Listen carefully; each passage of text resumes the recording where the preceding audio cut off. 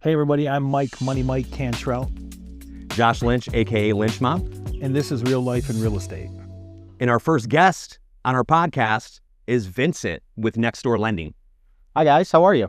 Doing great. How are you? Doing well. Welcome here on this first day of 2026. Yes, beautiful day. Happy New Year, guys. Yeah. Well, hey, most people, what are they doing right now? They are not out shooting Hungover podcasts. for sure. Hungover for sure, sitting at home on the couch. Watching football. I'm missing a football game right now. I've been kind of checking in a little bit. I think Oregon was up 6-0 at halftime. Yeah. Don't want to miss that Alabama game later. I'm rooting for my guys at Indiana. So Yeah. Got to get that. That's an important big day here, right? Yes. New Year's Day, football and food. I mean, I don't think there's anything else. You're right. Now in the real estate world, though, today is a very, very important day. Today is a very important day. Today, and we actually just got finished with that day. About 5 hours of work today already. Yeah, yep. And if you're wondering why today is, for some of you, if you're in real estate, you probably know why. If you don't, one of the big things about today, what's special is that most people, if you've ever listed a home or, or looking to buy a home or anything like that, people sign contracts with realtors, right, to do business for them, to get their home sold or whatever that may be. And everything is usually ran most of the time throughout the end of the year. So what happens on January 1st every year is what? expired contracts. Expired contracts. Yep. Ton of homes hit the market.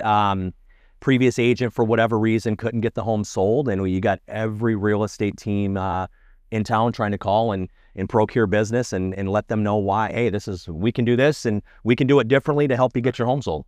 Right. And so honestly, it's a great way for real estate agents to take some of the market share. And to be honest with you, a lot of them don't want to do it.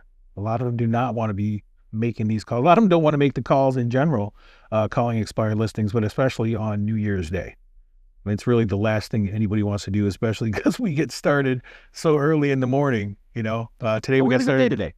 Yeah. We had a good day today. Yeah. I dialed some of these. I'm on the mortgage side, so I have nothing to do. Everything's closed for me.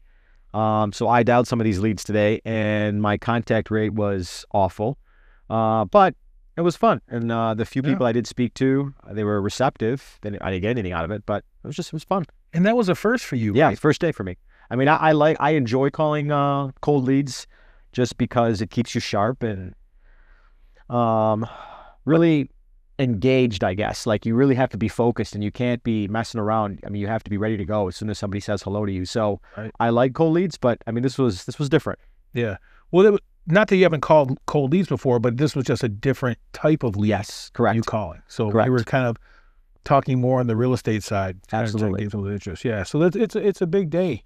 Josh does things too from another setting, and Yeah, I mean, I work for a pretty large team here in southeastern Michigan. I'm actually coming up with them on 3 years. I've been myself in real estate actually coming up on 10 years. It's actually, Congratulations. I appreciate it, man. 10 years in April. It's kind of quite fitting. It's full circle. The office I started in is literally about 3 miles down the road. So Funny. I started my career at 14 Mile in Telegraph. Oh, that's so totally down the street. yeah, literally right by that. Not too far from that Leo's. I forgot the building number, but started there and started my first inside sales, and we're going to talk about that today as well, guys. Is what is inside sales? We're going to cover that, kind of give you the high level overview, because a lot of people may not know, right? What is inside sales? What does that look like in the real estate world? What does it look like in the mortgage world, right, Vincent? So we're going to go over that. But I've been in the business myself 10 years, from capacity of cold calling for sale by owners, cold calling all kinds of different leads, expireds. I mean, that's been kind of my calling card, so to speak.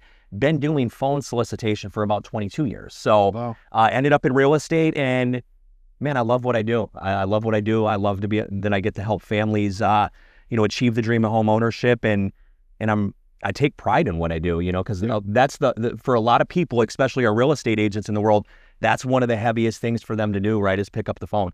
That phone feels so heavy for them. Well, I'm the opposite. The phone for me feels really light because I've been doing it and I agree with you. I'm trained to do it. Man, what feels heavy to me is getting out in a car and going and meeting strangers and going and showing people homes, and more. Yeah. not for me. So that's why I've been able to, kind of carve out this path as an inside sales agent. And we'll talk about that, more. Yeah, and it's funny. You've been in a little bit longer than I have. I'm going on pretty close to 8 years now in the business, and I'm a licensed agent as well, and I just my main focus is actually the inside sales, and I do work with some friends and family, when available, things like that as far as the real estate side of it. But the same thing is that I've got in this, and that's really the most things that I know too is making those calls and doing the things that, so many people don't want to do, which is really important in this business. But I'll tell you, when I started, I had never done anything like that before. That was the first thing to me. So imagine the shock of just, walking into that. And it was so tough to get past those calls. So I understand the fear that new agents or new people into this business come. And to be honest with you, I was terrible at it. So it took me a minute to get used to it. But once I did and, really got into it, and just like Josh was saying, there's something special about being able to talk to somebody and really, everyone says selling and different that, but it's really about helping somebody. I mean, at least that's where I know that's where we come from. And you want to dive in and ask those right questions, right? You really need to figure out what somebody's going on. It's not just about, hey, let's get a sale out of them or let's do these things. It's about, what is their need? Why are they selling a home? Why are they needing to buy a home? Asking those questions. And then at the end of the day, when you get them connected with an agent or however you help them or a lender, and something that they thought could never happen comes to light, man, that's an awesome feeling, right?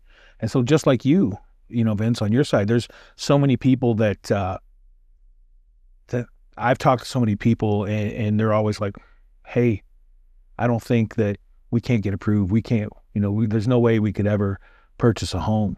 And how many times has somebody come to you like that and you've made that a reality for them? Man, so many times. I mean, similar to you guys, like I have 20 plus years in this business. I've worked for multiple companies, brokers before this. This is the third time I'm reinventing my business, and I like the dialing model, which again, we'll get into that, but on my side it's a little bit different. But yeah, I mean, people just really want help. It's not even, if you approach the phone call of like, how am I going to make this sale? You're already lost. Yeah. And you need to approach it with, what is it that I can do to help you? And maybe I can't help you. Maybe I can just show you a path that you need to take, and we can come back and see what we can do months from now, a year from now, 5 years from now.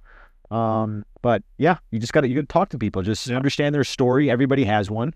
I have one, you have one, right? And you have to be terrible at something before you can be great at something. And I think, just dialing in, understanding their needs, talking to them like a human, and just shooting them straight. And, doing that too it's also very lucrative. It's kind of funny because a lot of agents that I talk to and work with will say, I got to cut my comp to make this work. And it's like, if you'd spend a little bit more time maybe understanding the client, then they would understand your value, and maybe you don't have to cut comp because there's enough skin in the game. And that's where I pride myself. I mean, I'm not cheap to work with, I'll tell you that right now, but the value and service I'm going to provide for you is unparalleled. I mean, Mike can attest to this. I will answer my phone every time. Like, man, I don't care what time of the day it is, what day it is, I answer the phone. And I think that's one of the keys. You have to pick up. So yeah, but I couldn't agree with you guys more. Yeah.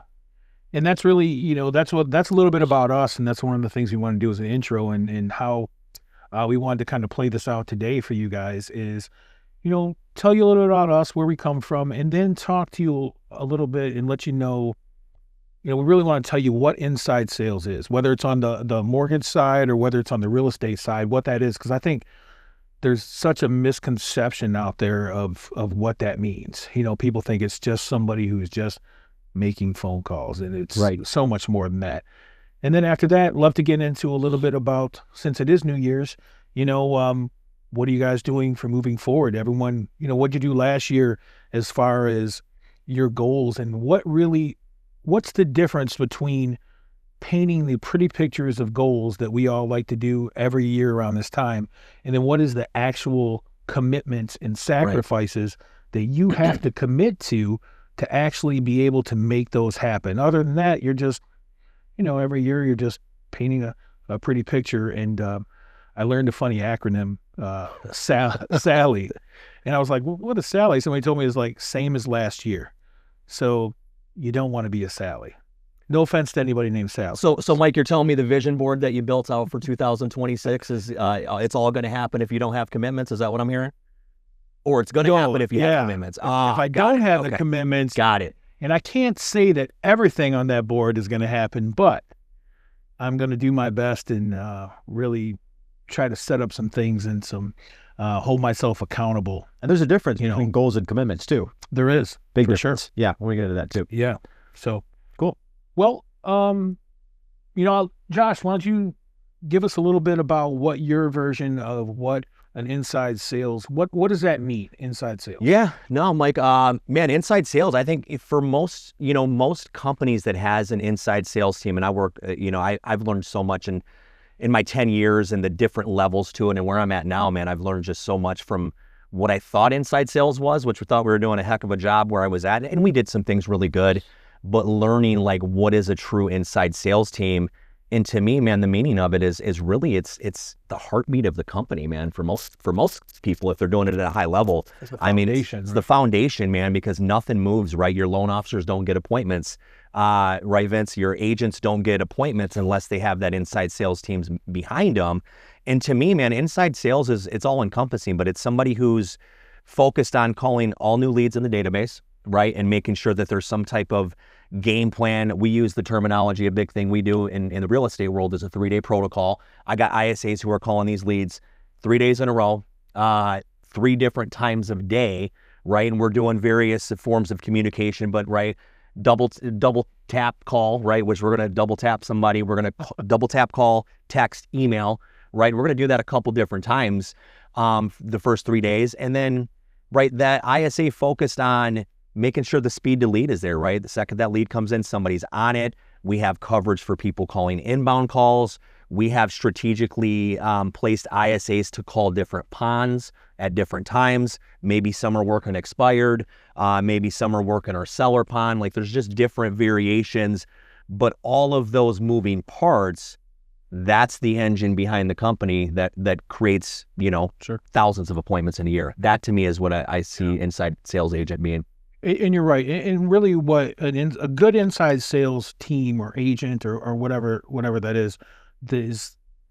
is really like a benefit to the agents, Absolutely. Like the actual outside agents. Because when you're on a team, building your businesses, especially as a newer agent, that's one of the hardest things that you can do is come in to build your business from scratch. You're going out trying to work your friends and family or whoever that is to build that up. And that can take a while. So when you have a good inside sales team that can act as, it's like a bonus for you.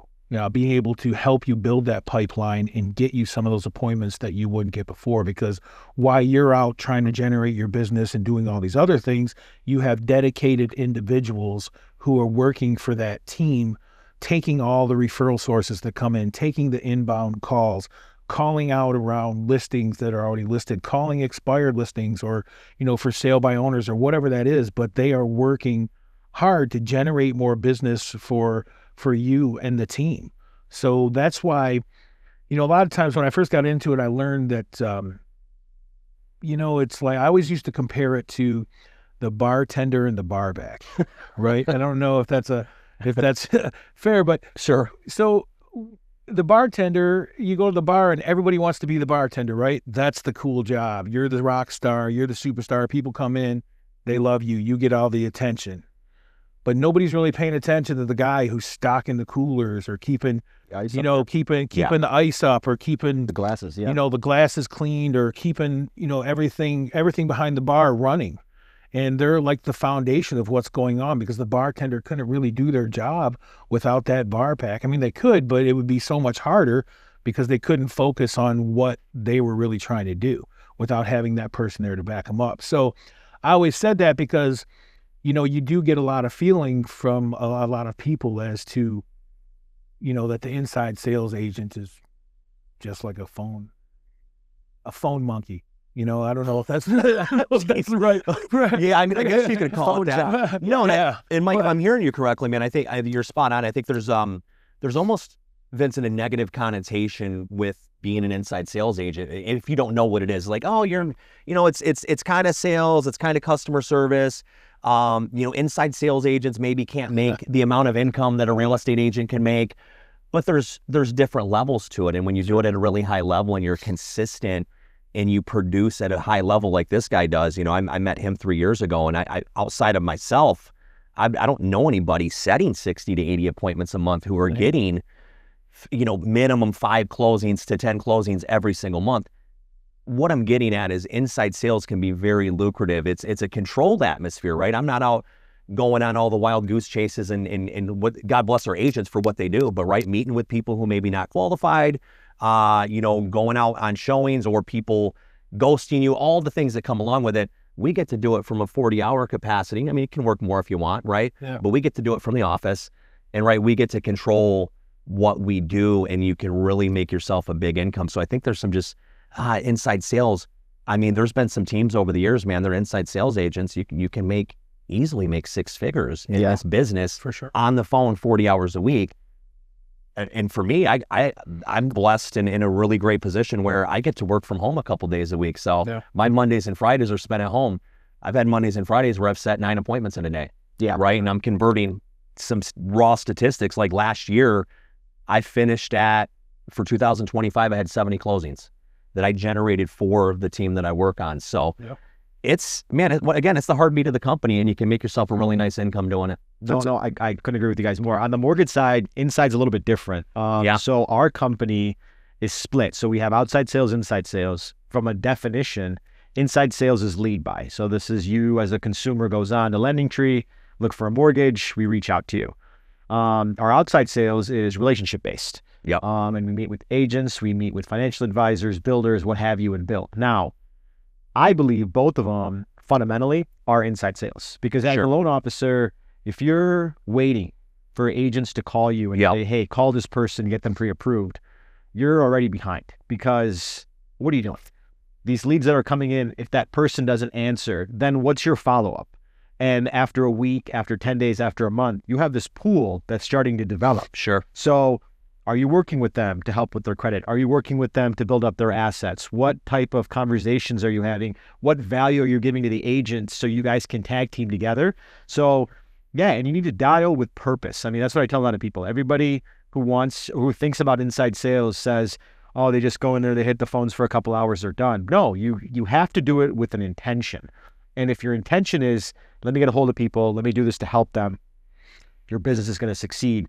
And it's a numbers game. So, I mean, you make 100 dials, somebody's going to answer. When they tell you to just leave them alone or something happens from it, it is what it is. And I think, like on both sides, I feel it's not so much just you're going after clients. You're really a farmer. All you're doing is planting seeds all day. And just like a farmer, sometimes it pops right up. It's ready to go. Absolutely. And sometimes you got to nurture it. Maybe it needs a little bit more sun, maybe more water. Sure. But I mean, they're leads at the end of the day. They're just seeds. And the more seeds you plant and the more you nurture them and take care of them, the bigger your crop. So, yeah. Yeah, I love that, man. You're spot on. I mean, that's a big part of it. Like you said, I think you hit on a good point, Vincent, that's a big piece of being an inside sales agent is nurture. Like I get a lot of new appointments with new business and new inquiries, but man, I've prided myself on the follow-up, being relentless, calling somebody. I don't want to sound too excessive, but like literally I've called somebody maybe 25 times or 50 times in the past 6 months, somebody who I'm in active relationship with,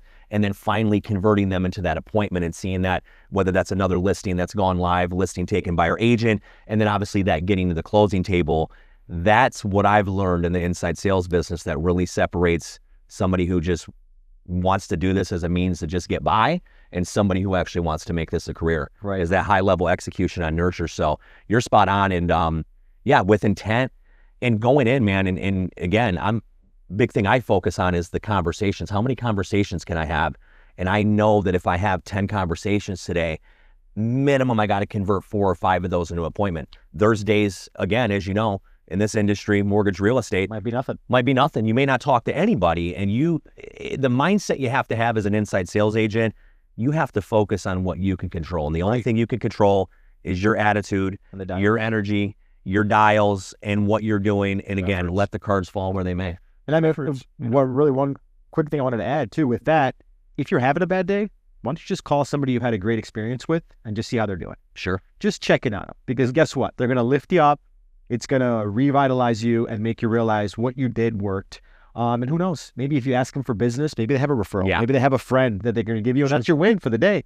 And that's it. So, And and just like you guys are both saying, about the contacts and things like that, and I know this has been said 1,000 times, but real estate really is like a contact sport. Sure. I mean, that's really what it is. And it's not always about like, hey, I'm just going to have a slam dunk, the first time I talk to somebody or whatever. It is about nurturing. And as far as the contacts, like you were saying, like me, one of the things that I do every day and that I actually ask, my broker to hold me accountable to is I make a minimum standard of myself to have 40 contacts a day. And if you're not in this business and doing that, 40 contacts that's a lot, man. So, That's a lot of, what's a lot of contact? talking. When you say contact, a contact is any time that I speak with somebody and have some type of real estate conversation. So to be correct, it's not 40 times you pick up the phone. It's 40 people you talk to. There's 40 people that I talk to and have in that conversation, even if it's a couple minutes or whatever that is, somehow brought up something to do with real estate, about a house, or even asked them if they're looking, for anything real estate or if there's anybody they know. So that's what a contact is. But I'm not going to lie. Sometimes I do that by 4:00.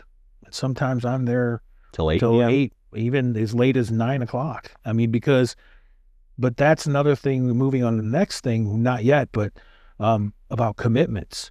When you want to excel at anything, and even in this game, especially in real estate, especially as from agents or inside sales or whatever, or lenders or mortgage brokers or whatever it is that you do, what are you going to commit to get these things done? So, I mean, that 40 contacts, I know, like Josh was saying, he knows that out of so many contacts, he's going to get so many appointments. So if you have a goal that you're trying to hit every month, and that's really important to you, it's non-negotiable. You're going to do it until it gets done. And that's really what separates the people who succeed and the people who don't, is what are you willing to do and hold yourself accountable to, to take these actions and make things happen for yourself. Yeah. If you're a young guy out there, I mean, I guess the easiest analogy I'll give you, not to be sexist, but it's like picking up girls. I mean, what you say to one girl is not going to work for all of them. I need to learn about that because and at the same time, I'm good at inside sales, but terrible at that. Yeah, well, and you can't talk to 5 girls and then give up. And your approach has to change as you get and as you get better.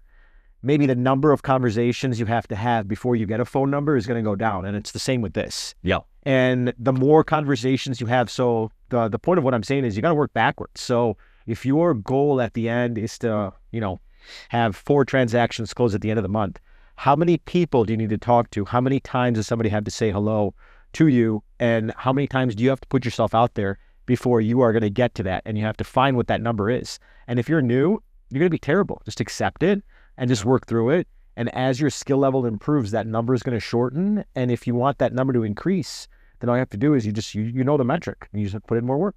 So you're spot on. And it brings me back, man. 22 years ago, I remember I worked for a VA mortgage company out of Phoenix, Arizona. It was my first telemarketing job, so to speak, right? We're cold calling. This was back when lenders you didn't need to have a license, but we were cold calling basically on a VA refinance leads and just hammering these people. But I mean, these people were telling you to jump off a bridge. We'll save the expletives. But my first experience being on the phone at 19 years old, and fast forward, I'm 43, and I never thought I'd still be doing this and have been able to have a really good track record in the business. You have to get over the fear. Yeah. You have to get over the fear of rejection. I actually like to use, Mike, I'm sure you're the same way, Vincent, I know you make a ton of calls as well, even in what you're doing. I actually thrive off of the rejection. Yes. When I get rejected, it actually makes me want to go harder on the next call. Right. Yeah. To really just, I don't know, it just does something for that confidence, man, because we've all had those days where you're sitting there, you're like, man, damn, I don't have a single appointment. How do I change that? And that last call of the day, we've all had it. You get that appointment and your whole mindset is shifted and the energy is just insane, and you're back up. Because guys, inside sales, this is also a job too. It's not for the faint of heart. Again, talking about you can't have a fear of rejection. You have to be able to overcome objections, right? These people are going to give you every single objection in the book, why they don't want to, why they can't. Whatever the excuse may be, you have to be able to be prepared and skill sharpened enough to be able to overcome those, ask another clarifying question, and then get them, they'll forget about why they said they don't want to buy or sell or get a mortgage or whatever it is. And then you're asking deeper questions, and then you're moving the ball forward into that appointment. So I think that's a big thing in a mindset that you absolutely have to have in phone sales, real estate, mortgage, whatever that is. Anything. And honestly, it's like stage fright, right?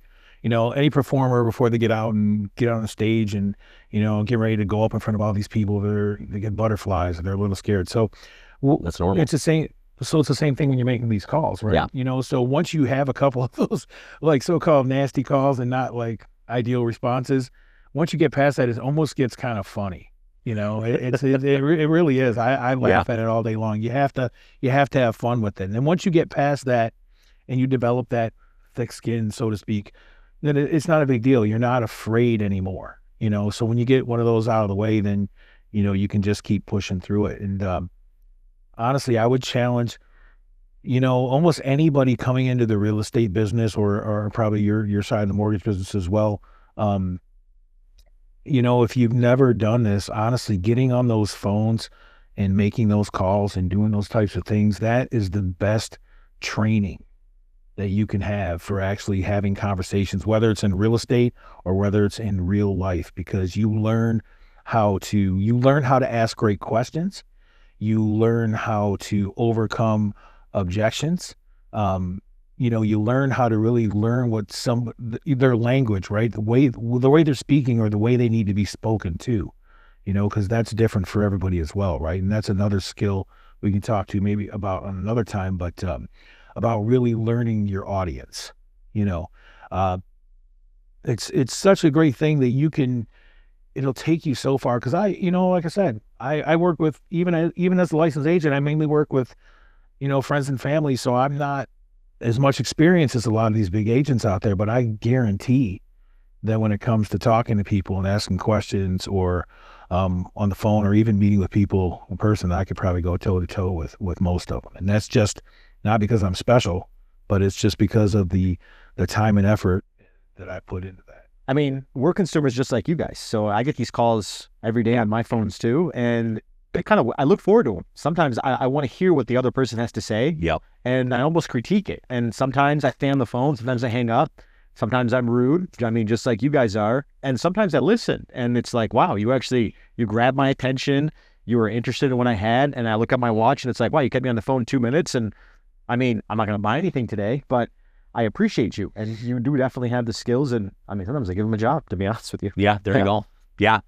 Yeah, I love that. I love that, Vincent. And it's interesting when you get those different kind of calls, because you hear some of them and you're just like, man, I feel bad for that kid or whoever that is, right? Making that call. Yeah. And it's like, I probably was there at one point.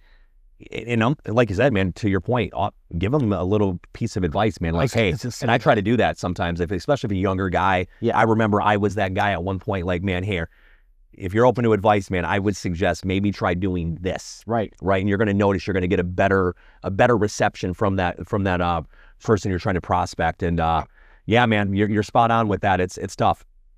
And that's one thing too. You notice these when you get these calls from people, or even when you talk to other agents in the business.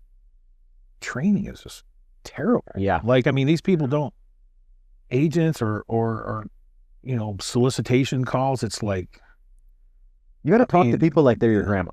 Just be genuine with them. Be human. Yep. Be open. Don't just sound have like a conversation. Don't sound like you're on a teleprompter. Like, right. Hi, my name is Mike. Right. Like you're reading something. How are you doing today? Click. That's what's going to happen. Yep, absolutely. You got to be personable. Nobody cares. Nobody cares. Yeah. Well, you got to, right? I think there's some tips and tricks, and definitely on another podcast we could get into that. But like, just mirroring your prospect and who you're talking to. If I'm talking to somebody who's kind of low and subtle, I might want to change my voice tone a little bit. I'm actually high energy, so I'm coming off the gates just blaring on people, Right. So it's understanding that and knowing when how to say it, when to say it, and also that tonality is a huge thing when you're making calls to people. So yeah, for sure, it's very important. Like I said, know your audience, right? And even like when you're on the phone with somebody, you kind of want to. I mean, of course, you're gonna talk to somebody, and one of the things I learned is that however somebody answers the phone to you, you kind of mirror that back to them, because what that does is it creates like a safe space. because if you're talking to somebody they're totally different than you, or I'm saying you're totally different than them, then you give them that vibe like that. Mirror You them. know, yeah. So you want to make them feel comfortable, right? And that's the best way is however somebody comes at you, that's kind of how you come back. Well, not if it's in a bad way, but you know, on an introduction anyways, at least, and then kind of take it Absolutely. from there. Absolutely. So that was, that's pretty much in a nutshell kind of what it is that we do and what an inside sales agent does. And there's more to it than what a real inside sales team looks like, because I think that a lot of places don't utilize the inside sales. They don't have What- specialties like you mentioned. Right. Yeah. Right. They just have somebody in here and like, here you go, just make these. Here's a script. Yeah, just here's a script. Just call these expired listings. They don't have them doing all the other things, which is so important, because a real inside sales agent takes the opportunities, to catch up on things or follow up on things, or all these things that can be missed, all these opportunities that can be missed that just everybody else can't handle. And that's really what their focus is and what they're there for. And a lot of people don't see it that way, and they don't use them for that. And that's why a lot of inside sales teams are. Yeah, Yeah. I agree. So, I agree. Absolutely. Last of a dying breed. That's what I was telling you Yeah, before we well, came in here. There's hey. not a ton of them left in the real estate world, and it's all right. the team I'm with, I've learned so much, and they do it at a really high level, and they've just doubled down on the team and continuing to make sure it's the staple in the foundation of the Yep. company. So Yeah. it's good. So, well, I think that gives you a little idea of what it is that we do, or, a little bit about inside sales. One of the things I wanted to talk about and share with you, maybe we can all share a little bit of some of the things that didn't work out for us in 2025 that we had, again, day one, 2025, we had all these great plans and beautiful pictures that we paint, and, what happened with that. And I think whether it's in business, whether it's in your personal life, whatever that may be, every year, everyone comes up with like, hey, this year's going to be different. This year's going to be great. Hey, here's a beautiful picture of what my life's going to look like. And then they just like put it on cruise control and think that that's what's going to happen,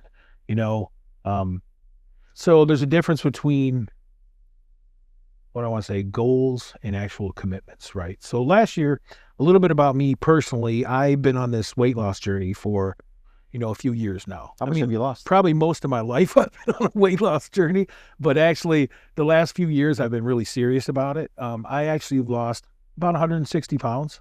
It's awesome, man. so Congrats, thank you. man. It's amazing. And Josh has seen me on the other end of that a little Yeah. bit, and but I had to make some changes and I had to make some commitments, right?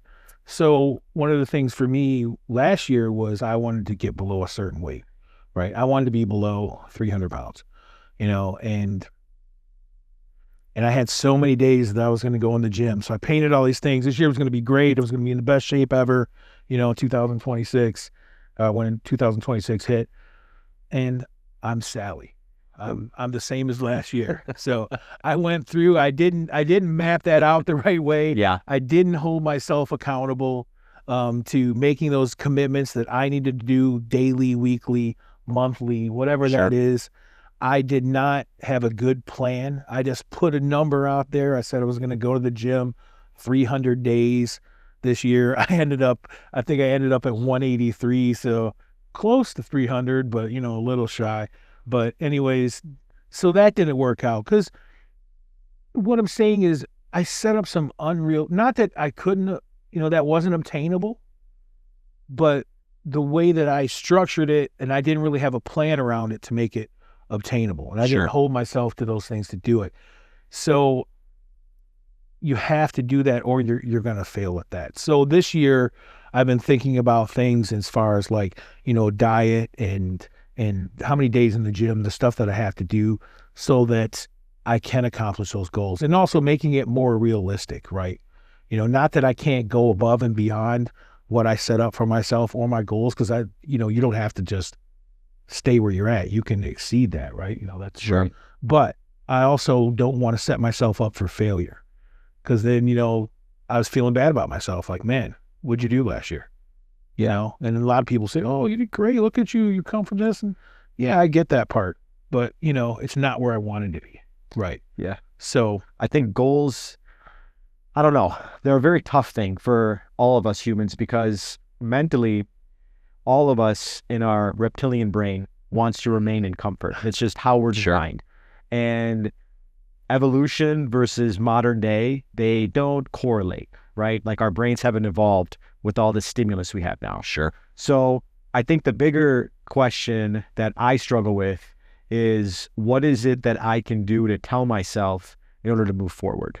And I think a lot of people with their goals, they have the intention of hitting it, but you procrastinate or you set unrealistic goals. And I think it's more so just being consistent with what you committed to, as opposed to saying, I'm going to go to the gym every day, because the one day that you miss it, you're already off. And now you just feel terrible. So I heard this the other day, and it was, if you miss something one day, it's just a bad day. If you miss it for 2 days in a row, now it's the start of a new habit. Sure. So it's, just staying more consistent with it. And then if your commitment is, I want to be or lose this much weight or hit this goal, again, work backwards to figure out when you're going to do it, right? In our business, the summer and spring months are the most lucrative. That's the most business. So if you're going to say you're going to do 10 transactions a month towards the later part of the year, you're not going to hit that, because the amount of business out there to do that, it's going to be a lot harder for you. But if you say, I want to average, 120 deals for the year, then during the summer and spring months, you might hit 14, 15. So in the winter months, you're going to offset. And when you look back, you've hit your commitment. So I think it's, being realistic, writing it down, and then the plan of which you're going to do to get there, and then revisiting it every day, whether it's Post-its you put on the mirror when you get ready in the morning, whether it's journaling and writing about it. What are the incremental steps you can take to get there, and break down your goal into small, attainable, a SMART plan. We talked about that. Small, attainable things every day or week to get you to the bigger goal. Because like if you're going to study 5 hours a day, you're not going to do that. Right. But if you say, I'm going to get through this chapter by this time, then you feel accomplished, and then you can build on that, and you're going to get your goal. Yeah. To your point, it's those micro, I don't know if you want to call them goals, but it's those micro habits that get you to the goal at the end of the day. I mean, that's an audacious goal, man. 300 times in the gym. I mean, that's 65 days off. But guess what? A lot. Give yourself some grace, Mike. Money Mike, give yourself some grace, because I bet you the 73, 83 times was more than you worked out the year before, right? It wasn't. Okay, well, thanks. Anyways, I'm trying to show you. I was not going to bring that up. Back, but guess what? Well, you'll get that goal. But it's really those micro habits, and like you said, to your point, Vincent, is okay. How many calls a day do I need to make to get X? And again, can't control the conversations. How many conversations do I need to have that need to equal an appointment? Out of those, what is the conversion rate like? And obviously, right in our world, as you know, when that handoff happens, some of that stuff could be out of our hands. But when you're focused on that in your process, everything else kind of takes care of itself. I mean, really, because if I give myself, I want to have 80 closings this year, and I actually have my goal for 2026 is actually to hit 100 closings. I think the real estate market's going to soften up a little bit. Rates are coming down. I think we're going to hit a big boom here, and it's going to be really great. But it's me doing consistently X amount of calls a day, how many contacts are getting converted, and really just if I focus on those little things, I know the goals will follow. So I focus on what I can control. Focus on what you can control. And what he was saying and what you're saying, that what you can control is the consistency, right? So back last year, I went way more times. I was consistent. I did way better last year. But this year, I mean, I had 2 surgeries, both of my arms. So there's things that I didn't plan for, right, that happened, which kind of held me back from there. But the consistency of what I could control and continue to go is why in my weight loss that I didn't go backwards. I just didn't go forwards. So if I still wouldn't have been consistent, I would have lost ground. Even though I didn't gain ground, I didn't lose. Yeah. And I mean, goals too, like I think there's 2 trains of thought. A lot of people are, let's wait until the first of the year to start. And then there's others who are like, let's just start. I was always a Monday person. On Monday, I mean, yeah, I'm going to do it on Monday. Monday, right? And then Monday comes, and then one thing's off, and then everything's Sure. off. So it's just like, just make that micro thing. And Yeah. I mean, I don't know, but control what you can control, cope with what you can't, and, you know, commit to what is really important in front of you and just execute. Yeah, and I think, you know, I know you know this terminology, Mike, and it's a big phrase used in real estate, especially for real estate agents, but it can apply to inside sales as well. If it's not on your calendar, it didn't happen. Right? I mean, and that's a good guiding point, a good thing to have from an accountability standpoint, where it's like, hey, if it's not there, that's a non-negotiable for me. I can't fill anything in here unless we're taking care of what's on the calendar first, right? Sure. And I think you can really create some accountability that way as well. Yeah. Well, and you're right. And even with the calendar too, you can put things on there that may be negotiable things, and you can color coordinate things or whatever you have. You know, like if you had the things that are like in red, you know, these are the things that I have to do no matter what every day. These are the things that I can't negotiate. You know, It's gotta be done. It has to be done, or I won't be happy. It's the worst thing that I can do is not do this one thing or these two things, whatever that is daily. And those are what I was talking about when you're looking at your goals. Like I said, whether it's weight loss or closings or whatever that is, what are the bullet points underneath that? You know, what are the things that underneath that goal that you know you have to do to achieve that? And those are the things that are non-negotiable. Those are your the commitments. things that daily or whatever that looks like that you know that you have to do to make that, you know, that goal into reality. Yeah. I mean, calendar is one thing I need to get better at. I use a task list myself, but and the easy one is just setting yourself up the next day. Like if you know at the end of the day what you have to do tomorrow and you just write it down or go through it, then next day you can attack the day as opposed to coming in and being reactive.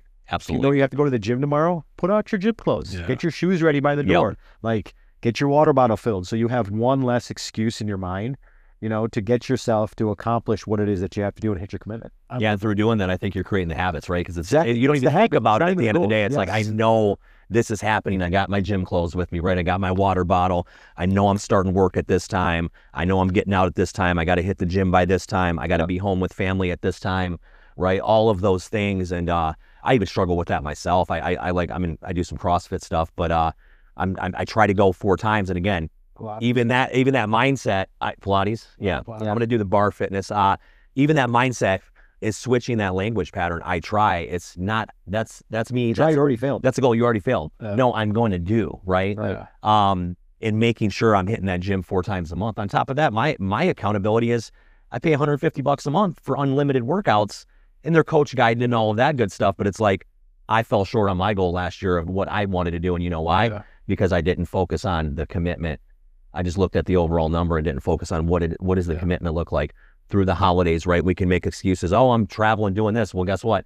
They post my workouts. I could do those workouts really from any gym in the world if I wanted to. Yeah. So Right. it's a mindset at the end of the day. And it's the habits. It's not the goals. It's the habits. Yeah. And that's the I'm terrible at time management. I mean, I'm just going to put it out there. I'm worst, for real. But but the thing is, one of the things that's helped me with like some of the commitments and you know, like even the social media. I mean, you know, if you have something that's really important to you, put it out there. I'm not saying you have to share all your business with everybody. You know, I'm not telling you to tell everybody your personal or whatever. But when you put something out there and say you're going to do something, there's a power in that, or empowering thing in that makes you, because you're not just about yourself anymore. Now you feel like if you don't do something, like if I'm going to hit this many days in the gym or whatever, like because you got people looking at your story or whatever, or following you, now you've not just let yourself down. You've let somebody else down. And I don't know if that works for everybody, but for me, that's been a big part of my success with like the health journey is that, you know, there's plenty of days that I didn't want to go. And I just like, man, I have to go. I get people reaching out to me. I Absolutely. get people reaching out to me like, hey, Did you work out like, what's today? going on? Yeah. And I haven't seen you in a couple of days. You know, how's everything okay? You know, so I started feeling like, man, I have to do this because I'm letting other people down. So it's just having something that's putting it out there, making these goals or whatever, or your commitments, making them known, will help you stay accountable. Absolutely, man. It's good stuff. So It was good. I love it. but I don't know, what's something that Vince, what's something that you wanted to do last year that didn't work out for you, that you've learned from, and maybe you're going to revisit that or structure it differently this Good year? question. Social media. I think that's one angle of my business I'm lacking in. It's for me, social media, I've always viewed it as something where you're almost showing off, and it's like a fine line between boasting about what you're doing and actually just documenting what you're doing. And I struggle with that. So, I mean, some people can attest to this. Zero social media prior to last year, and last year there was a significant improvement. So this year I want to make that more tenfold and be intentional, especially on all the platforms, to grow my business. So I know you said your goal. Last year, I just pulled the numbers. I had 61 units for just shy of 18 million in fundings. And this year, I'd like to get that up to about 140 units. Nice. So yeah, we'll make sure that happens. Yeah, it's a big commitment on the social media. I know I'm a family guy. I got 3 kids. I'm normally posting like stuff from vacation, but it's easy. You're right when you look at it through the lens of like, it's people just showing the highlight reel, or they showing the struggles and all of the other things that come along with life, and really showing that rawness and being real.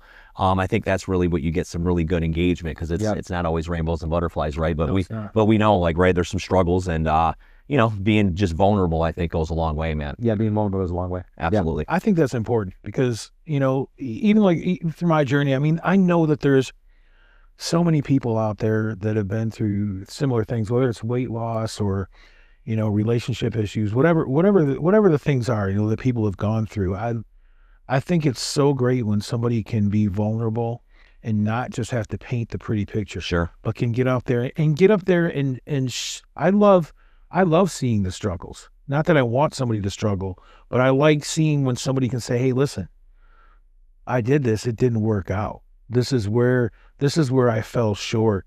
This is what I've learned from that. This is what I'm going to do moving forward." Yeah. Because I think that so many people stop doing things, right?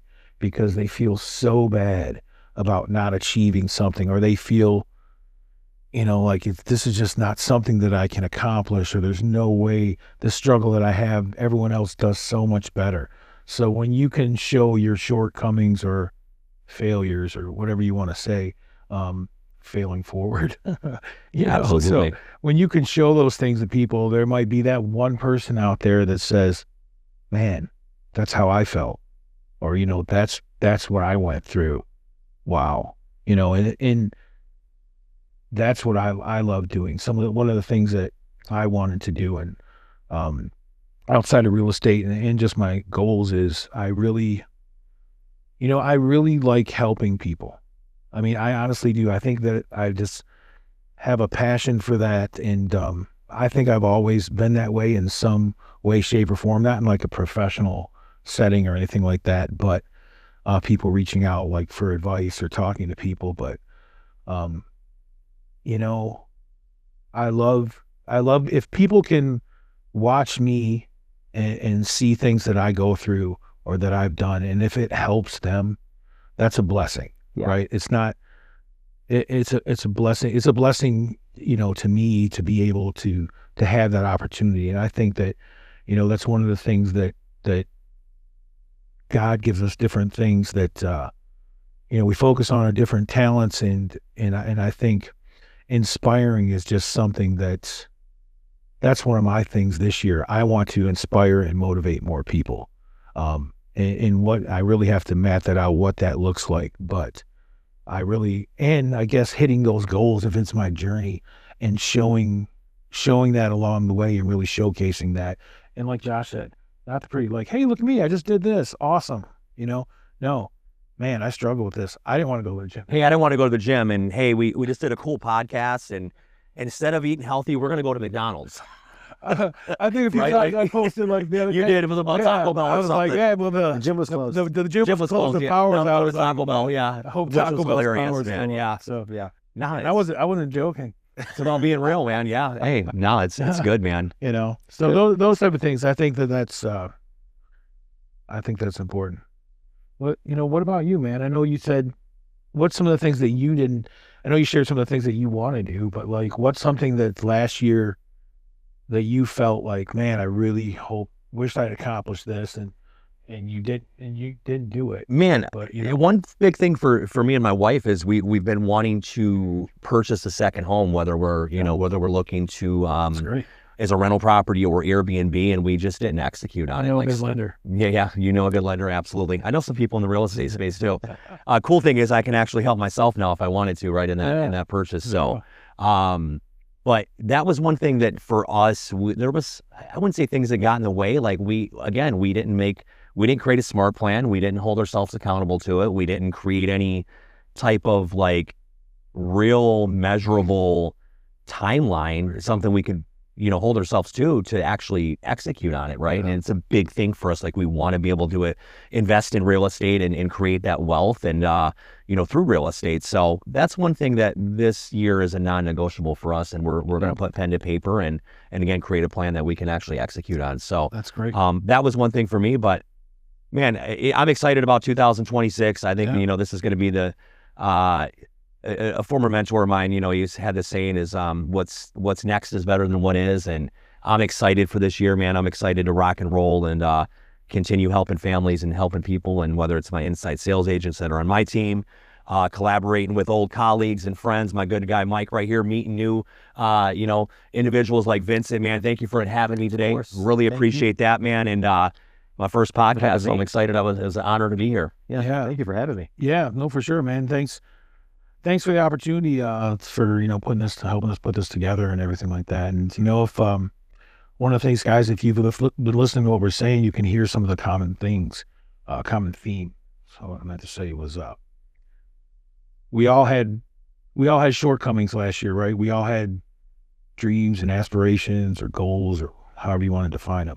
We all had those last year, and some of those things they didn't work out, right? But if you can hear what we say, it will all come down to kind of like how we put that together, the plan, the consistency, the commitments, the things. And each one of us, had some shortcomings in that area, right? Things we could have done better. And so we are learning from that and going to put some good plans of action, into play this year. And hopefully next year on the podcast of 2027, day one, then we'll have some better results and a story for you. But yeah, so if you guys are thinking about that, think about that as far as like your goals and commitments and things like that. Don't just paint a pretty picture. Actually sit down, think about it, map that out. What do you have to do to make that happen? Don't put more things on yourself it's going to be overbearing and it's going to, cause you to fail and feel bad about yourself. So I'm not saying don't push yourself, because you got to challenge yourself, right? But at the same time, be realistic. Be realistic. That's it. And you know yourself. Be realistic. Life happens. Take life events into account, because there are some things that, And have fun. Yeah. Dude, that's so fun, man. Having fun. You can't take, life is so short, man. I know it sounds cliche, but like really, man, just having fun, man. Like for me, it's about the process and a lot of things, man. Like that's what I'm focused on, is the process. Like the outcomes are going to be what they are. Sometimes, yes, I have some influence on that, but if you just have fun, man, have fun in life and, have fun. Try to get better every day, man. That's all you can really do. None of us are getting out of this alive, so just have fun. That's it. Yep. And we still got to pay taxes this year too. So before we close it out real quick, I just want to, since something you just said just came to my mind. Think about it. It's not the outcome, it's the journey. Sure. Right? So how many times have you gotten something that you wanted, or, worked for something and you were there and it was great, the win. But after that win was over, so was the feeling. Right? Well, sure. So it's the struggle, it's the journey. That's what helps you build who you are, becoming that person that you are. That's really that's how we grow, and that's what we learn. Because when you reach somebody, you're in a comfort zone, or when you reach that goal or whatever it is, you're there, right? You don't have to work to anything anymore. You're there. So, growth always begins where, comfort ends. Yeah. So it is the journey, the struggle, and I love that too. Yeah. Well, yeah, because what happens, right? Once you hit, like you said, that goal or whatever that thing you're trying to accomplish, there may be a feeling of emptiness for some people, and then it's like, then you get caught in that game of chasing what's next, right? And it's when you're focused on the process and the journey, that's where it's at, man. That's where the fun happens. That's where the magic happens. Everything else takes place after that. So I don't know. I try to keep myself there as much as possible. I mean, it's very easy to go down rabbit holes, man, and compare yourself to this person or that person. And that's obviously when you start doing that, that can easily, steal your joy. But stay in the place of trust in the process, man, and having fun, like you said, Vince. And I'm all about having fun, man. So And celebrate the wins, guys. that's right. I mean, so the little wins. I don't care if hey, I made my four day to the gyms this week. That's a win. It's a win. Absolutely. Celebrate that. Celebrate it, man. You don't have to celebrate the Now we're Taco Bell, though. What's that? Now we're Taco Bell. So Now it's Taco Bell. so I How ordered about Burger King? No. I ordered 2 tacos instead of 3. There you go. a win. That's a win. It's a win. That's right. You got it. That's it, man. Keep moving forward. Well, guys, I appreciate you guys again having me on, man. Yeah. Mike, thank you. Vincent, pleasure. Yeah. Thank you. We appreciate you guys. And, man, let's make 2026 the best year yet. Beautiful. All right, guys. Later, man. Man, we'll talk to you soon. Peace.